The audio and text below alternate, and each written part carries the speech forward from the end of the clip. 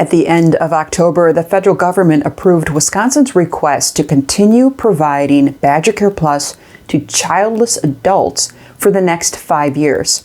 In Wisconsin, childless adults have been added to BadgerCare Plus by way of what is called a Section 1115 Demonstration Waiver. The title of it is actually called Wisconsin BadgerCare Reform.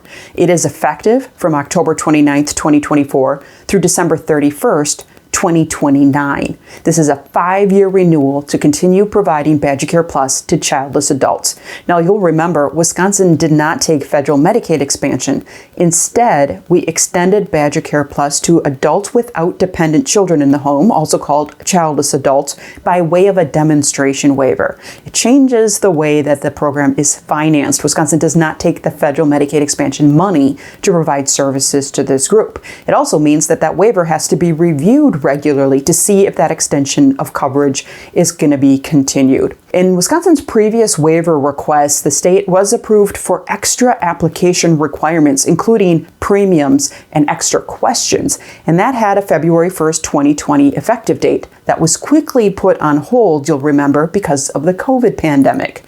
Now that this new 5-year waiver has been approved, childless adult BadgerCare Plus continues, and it continues without extra restrictions. Extra restrictions like disenrollment lockout periods, monthly premiums, behavior assessments, health risk assessments, and substance use treatment needs questions. Those are all excluded from the requirements of childless adults. Now, there was one element left in the waiver by the feds, and that was the ability for hospitals to charge childless adults an $8 copay for non-emergent use of the emergency room. That provision stays. It is up to the hospital to determine if they're going to bill that $8 or not, but just something to be aware of.